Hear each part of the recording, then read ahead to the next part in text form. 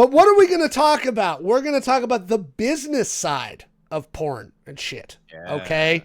Because Important. that really, we don't want to get demonetized. Like, I was looking some stuff up for research before this, and I was like, I cannot do sidelong, like, screen in stuff on this topic because we would get freaking community slammed so fast. I'm going to come back to this. It reminds me of something that happened at the store. Jay provided us with a wonderful report last week on the business of the adult entertainment industry, and combining that with some research with some great links from our viewers who put that into our Discord. We're going to talk about the business of the adult industry, what we know now, and where we think it's going.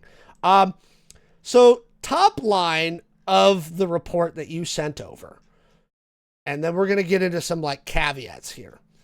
They tack the adult and pornographic website industry, the websites, right, at 1.3 billion in revenue a year, right? And you and I, when we first looked at this last week, when we were looking at the report, both of you and I were like, that seems low. Would you not agree? No, yeah. I think it's at least like 69.69% or like sorry, $69.69 billion. Has to be. It has But to be. yeah. Um, so the report does address that. And again, you've got to kind of get into the you've got to kind of get into like the details. One of the things that they talk about in this report is one of the things that's excluded from that 1.3 billion is cam sites, right? For example, right? They're like, we have a hard time tracking them because there's so many of them. They're private companies. They don't report revenue. We have no idea how much Chatterbait or Cam Soda or what's the other one I see ads for all the time? Live Jasmine, all those. Nobody knows how much those things are making. Right? There's live jazz people. Jasmine, Live Jasmine, I think. Yeah, is the one I've seen the ads for. Uh, Also, jazz? that number does not include OnlyFans. Boom. There is $100 billion gone. Actually, that's a good question. Do we have revenue numbers for them? 2023.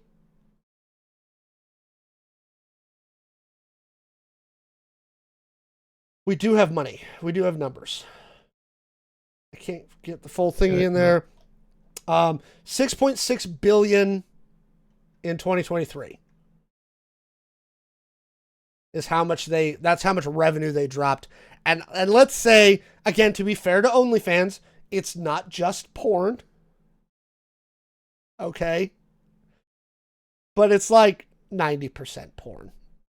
If you are like if you're on OnlyFans and you're like going there just They to were watch, trying for a minute to get like to advertise the non-adult industry stuff. yeah, and there was actually one moment where because I do have a few like full-time adult content creator friends. Yeah. There was one point like OnlyFans was like, we're thinking about like banning adult content from our platform, and they were like, Oh, it was a huge deal. yeah, yeah. Yeah. They make a buttload of money. An anal amount of money.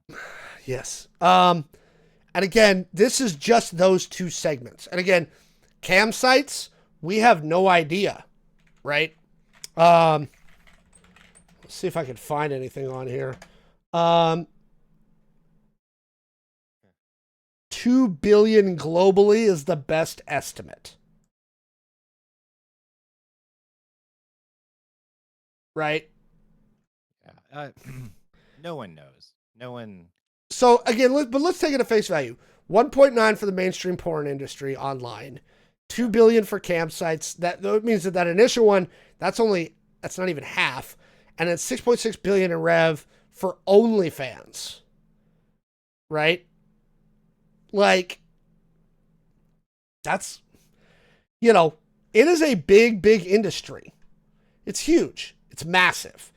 Um, and it's growing all the time and innovating. Again, porn built the internet, and now there's lots of talk because CES just happened and they just had a big conference in Asia. VR porn. VR porn. What are your thoughts? I mean, VR has had a hard time taking hold in the mainstream. It's still kind of a niche product, right? Most households don't own a VR set, right? Um, do you think porn changes that, Jay? So I would say the issue with the VR industry is the 1992 um kind of issue that came up. Do I have to say I think we all know it, right? The what kind of hindered the VR Mm-hmm. uh expansion in 1992. Lawnmower Man. Mm, yeah. That freaked people out, you know? Lawnmower Man. No, I'm just kidding. Um God, I don't know why I can't ever forget that movie. I really do not know why, but it's like seared into my mind. So to answer your question, will like porn change the VR landscape? I think porn will always push things forward. Um, and now like we're seeing porn enter, and I know you're gonna cover it later, but like sex robots. But yeah, there's gonna be a lot of people that are gonna buy VR headsets just for VR porn, So right now, the estimate is 13% of U.S. households has a VR headset, right? and 14% of U.S. households are using that VR headset for porn. No, I'm kidding. But I mean,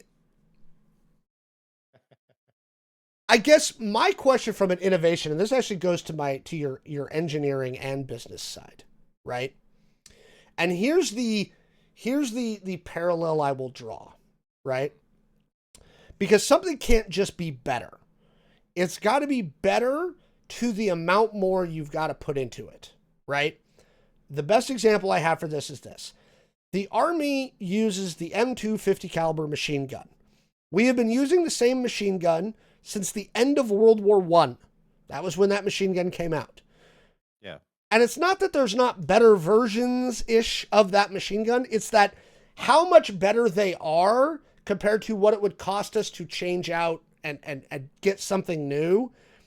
They're just not that much better. You know what I mean? And so to me, it's not just about innovation, it's does that innovation serve, to be, is the experience of VR porn better than just sitting at your computer by enough to make it something that's going to get more sales in the US?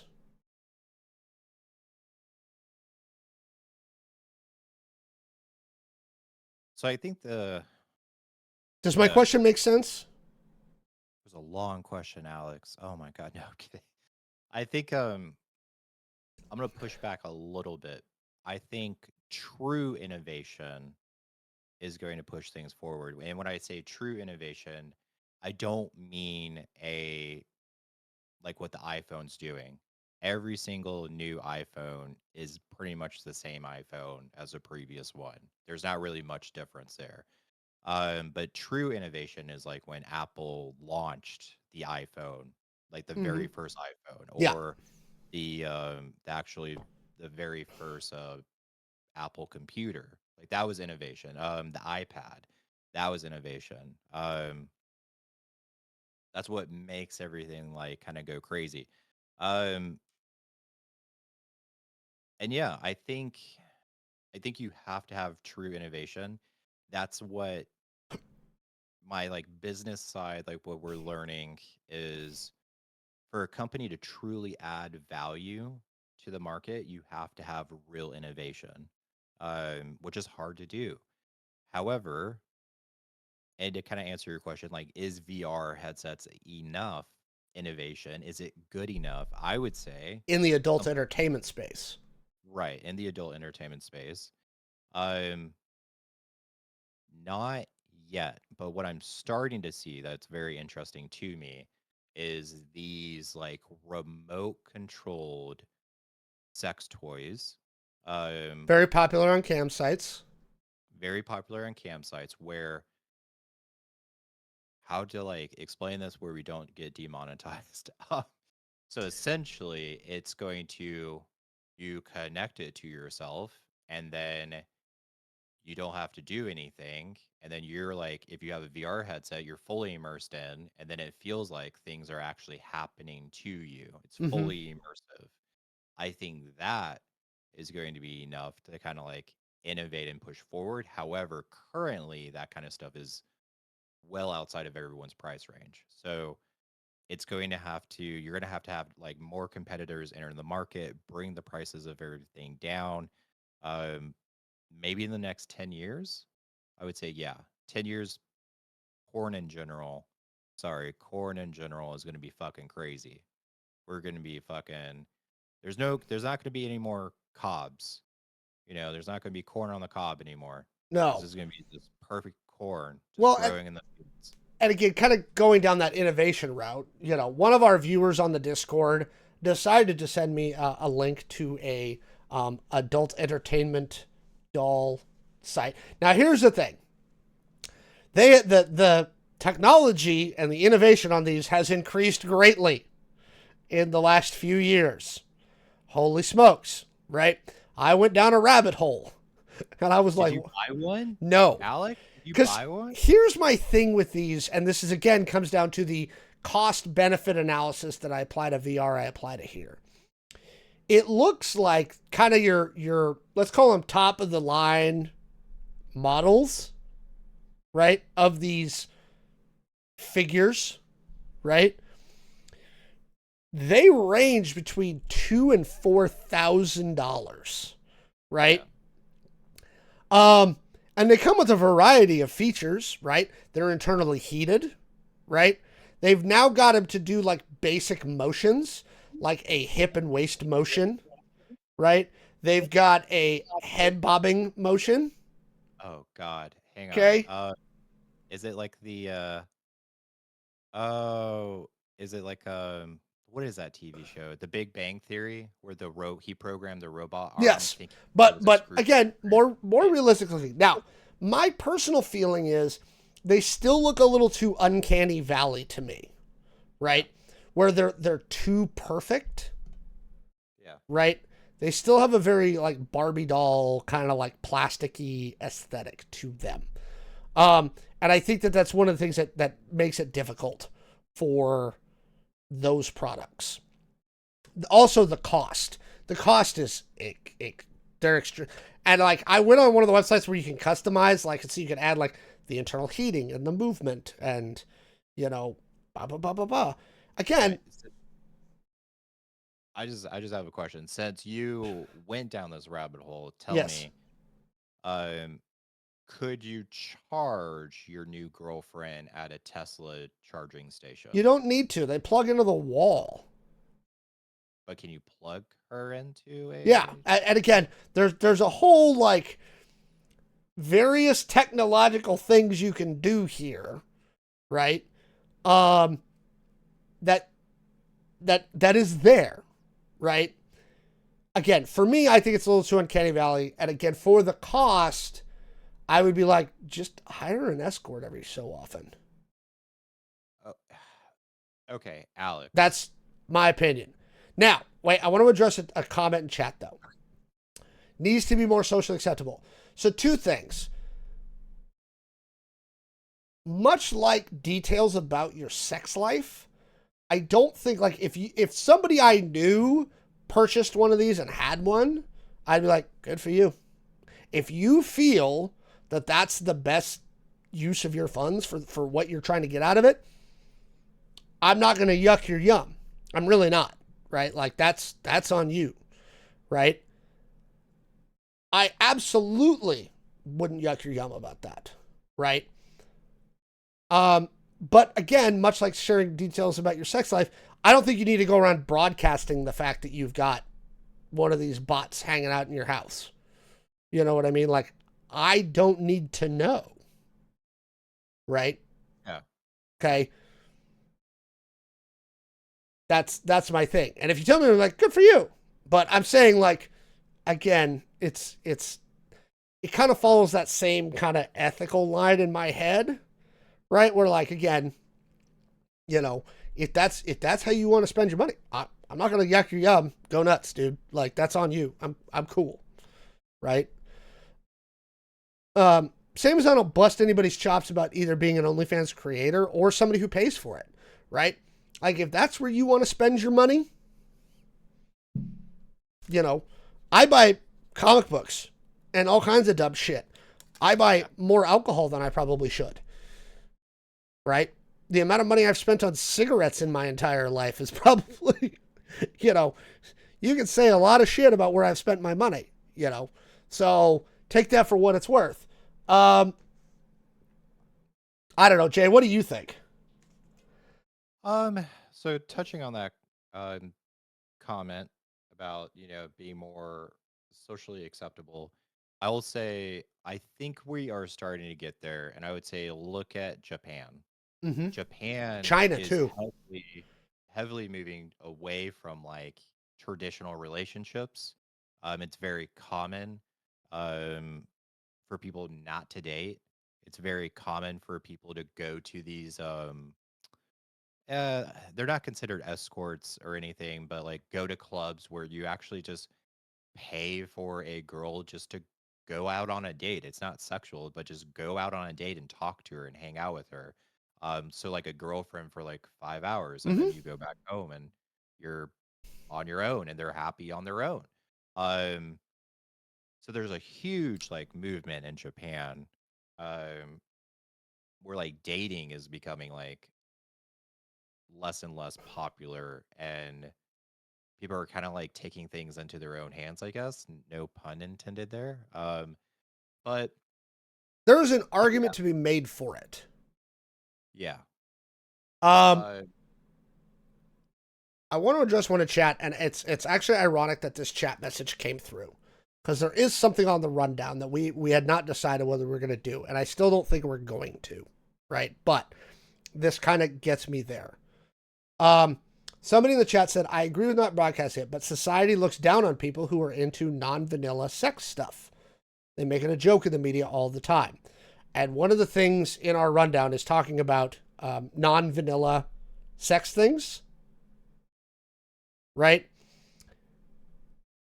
I think we're going to do that as a topic at some point. We're running pretty late tonight, so I don't think. And Jay and I talked about it. I said, I don't want to do this as like an 8 or 9 minute segment, like what we've got planned, right? Like that's a longer topic. Um, but please know, it's actually come up. It's in our rundown. Yeah. And we agree with you, right? I am for decriminalization of sex work. I think it is detrimental to society to criminalize sex work. It pushes it underground. Prohibition only breeds organized crime, and especially in areas like this, it also breeds human trafficking. no. Right? It makes it a lot easier to do those kinds of things than if you just decriminalized it. You know what I mean? Yeah, I agree. And I'll say, Dog Dad, um, there's a quote that I really like.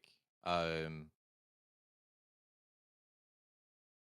People are going to talk about you no matter what you do. So you might as well do what makes you happy and not give a fuck. So yeah, I and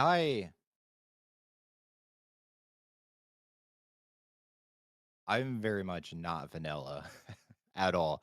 And I struggled with that like growing up because I realized in middle school I was not vanilla, but I did not know the word for it. Yeah. Um, and I thought something was wrong with me. And I suppressed it for a really long time. And I even went to a therapist and was like, "Fix me." And luckily in Florida, I guess I went to the only therapist. I was like, "Oh, yeah, there's nothing wrong with you. Let me help you accept you for who you are. Um, there's nothing wrong with it. You have to live your own life, not give a fuck. People are going to bitch. People are going to complain no matter what you do. You could live a fake vanilla life and still not make people happy. So, yeah, life's too short to be vanilla. Don't be vanilla." Do what you got to do. Um, Kind of swinging it back to our original topic, which is the business of the adult entertainment industry. Another interesting thing in this report is, and I think it's the most key thing, and um, I think that it's one of the difficult parts is monetizing consumers remains the largest hurdle, right? Which again actually used to amaze me. It's like, why pay for OnlyFans? Why pay for adult entertainment? Because there's so much out there for free, right? It is not hard to find free entertainment. Very true. You know what I mean? And I think they're seeing this too. Like they're like, man, but people still pay for it. But yeah, I mean, you know, what percentage are what percentage of the consumer base are actually willing to pay for it? And I actually think that number is low. I think of the total number of people who consume adult entertainment, the amount who are willing to put money into it is probably the minority. Wouldn't you agree? Yeah, I mean, oh, like you have free websites like Pornhub where you can find anything. Reddit, Reddit, Twitter, Twitter. like, um, yeah. I mean, yes, you could have like better quality or maybe the complete video if you paid for it, but yeah, you can kind of just find it free on one of those platforms. So, and I would say that's the majority of people. That's what they're doing. Like they're not actually paying for it. So yeah, The other thing that's interesting to note about their thing, and again, we're talking about the mainstream adult entertainment, the margins are surprisingly low. The profit margin's only 5.9%, yeah, that which again, that to me, again, feeds into the how many people aren't paying for it, yeah. right? And also, dang, your operating costs for this business are high. Uh, uh. So I will say, so the the people that I know that are in the adult industry, the issue with OnlyFans is that it's actually kind of like a perfect business model issue. So whenever someone makes a lot of money in a market or industry, that's a signal for others to come in and drive the price down to also make profits. So that's how everything works in the world. So if someone's making a shit ton of money because they're like an innovator, it's not going to last forever. They're going to get dragged down with like competitors entering the market. The issue with OnlyFans is you'll have thousands of girls doing these insanely low membership OnlyFans of like 375, like $3.75 or whatever. With a low Uh, PPV content yeah. threshold. So it in the beginning, like people were making a lot of money, I feel like, on OnlyFans, but now The like market's there's flooded. yeah, the market is flooded and it's dragging the price down of adult content. But then also on the other side of things, what my friends kind of tell me and like kind of complain about is DFMEAs. I'm not sure if that's the right acronym, but like a service that they have to pay to get their content pulled down. Oh, DMCA. Yes, there Yeah. you go. Digital Millennium Copyright Act. Yeah. Yeah, so you have to pay that to keep your content from being just uploaded for free on To a different various platform. sites. Yep. I will say like traditional porn where you actually, because my friends also do that as well. Where like you get flown out to a location and they have a whole setup and like a makeup artist and film crew and all of that kind of stuff, and they pay for your hotel and all of that. Like that seems like that's really expensive, but then they make an insane amount of money off of that. Like, so I don't know. I think you have one extreme and the other. You have the high production traditional porn aspect that's able to have a higher profit margin than your 5 point whatever percent you stated, and then you have the very low end market where like people are trying to get their content to be bought, but it's such a low price. If that makes sense. Yeah. Kind of coming back to also the taboo stuff, right? The taboo part of it makes this a difficult thing to do business wise, because it's taboo, right? Like it just is, you know. Right, wrong, or indifferent. That's the world we live in right now. Um,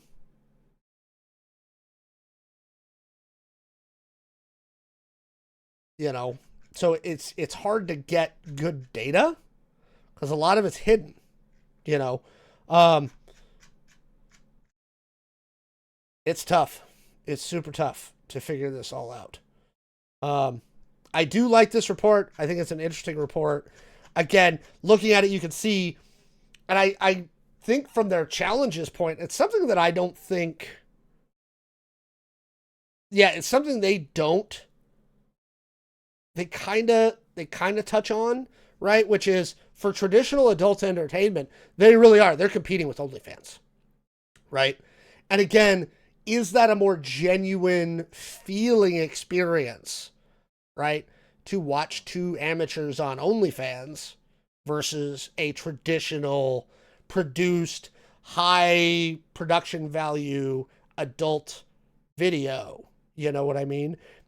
And I think that's why the success for those more low production amateur that stuff. But again, it also drives the pricing points down because now the market's flooded enough to make the commodity drop in value.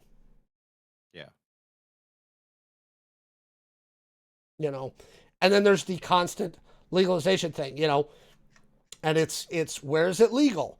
And what's interesting, and I would be curious, I need to get with like a lawyer, because I would love to do a follow up on this one. Because one of the things they point out is California and Delaware are two of the only states where it's legal to film hardcore adult entertainment stuff, right? But you know it's being filmed by OnlyFans creators and stuff like that in other locations. So is that like a legal loophole? Um, so would like to follow up. Something I have heard is kind of the loophole of OnlyFans is so it's easy for if you're a traditional porn company for that to get shut down in these kind of states. And again, this is just what I heard. Everywhere but But California and Delaware. yeah. But if you are a content creator, which most content creators, and I do not agree with this is a bad business model, just FYI, because you're going to lose a lot of money in taxes. They don't have an LLC set up, and I'm talking about very amateur people. Mm-hmm. They're just content creators. Um, that then, if you're not a legal entity, then it's like a freedom of speech. Huh. Very interesting. And Yeah. that's just what I've heard. I would love to get like a lawyer on here and kind of like verify that. But yeah. I don't know. If you guys are interested in this topic and us continuing to talk about topics like these, let us know. We'll keep going down this rabbit hole. Just a side funny story again, and you were talking about Japan. Jay remembers we did, before we shut down the store, one of the last big events we did was we did our first Gamers Heaven After Dark, where we had adult content creators, right? What do we have, 10 there that night? Yeah, 10 or 12, right? that's about right. Okay, we had 10 or 12 adult content creators, to include the people that Jay does his podcast with, Unnatural to Some. So you guys can go look at that podcast as well. So they were there. We had some adult content creators. We had Japanese adult arcade games. And then what was really interesting again, speaking of Japan, is we were getting product to sell because we sell nerdy stuff. So let's go find the adult nerdy stuff. And boy, when I was getting ready to set the orders for that adult nerdy stuff, did I go down a rabbit hole of all the shit that they make in Japan, right? Because some of it's very innocuous. It's like desk mats and banners and cutouts. But some of it is not so innocuous. And we had to have long discussions at the store about how far down did we want to go down this line for the first event, right? And what ended up being the only one, we would have done more had the store stayed open because the event itself was a resounding success. We sold out of tickets in like a week, if that. Like, Jay, you were there that night. It was packed. It was. And I was excited. Like, we were talking about so much stuff. I remember at one point we were talking about, because something that I'm like heavily into is shibari, Yeah, which is Japanese rope bondage, which I think is very artistic and very very cool looking. very cool looking. It's very beautiful. Um, and we were talking about like the next one maybe doing a shibari show, and I was like, yes. Yep. uh, and then Alex just decided not to do it anymore. It Alex, was wow. not my fault. I We sadly had to shut the store down. Yes, it was much more male dominated. I would say there was more women there than I thought would be there who bought tickets to go. Right? It was not like a 90-10 split. I would say it was closer to a 70-30 for that event. I'm ballparking. Um, I can't remember. um, Again, it was a very popular event. People people were excited about it. We were iffy about it at first. We were like, well, is this going to go off? And we were like, are we going to sell enough tickets to justify the event? And boy, howdy, we ended up having to extend out how many tickets we had done, right? We originally were going to sell 40, and I think we ended up selling 70 tickets to the event. Again, people had a good time. Come in, interact with adult content creators, hang out. People played games, right? Yeah. You know, yeah. So it was definitely a thing. We did our best to try and take the taboo out of it. Again, keeping within the legal requirements that we have, in that it has to be an 18-up event and things like that.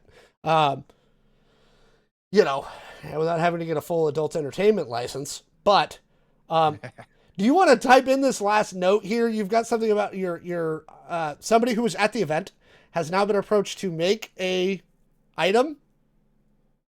Oh, yeah. So one of my friends, Nikki Sapphire, she's on the other podcast with me.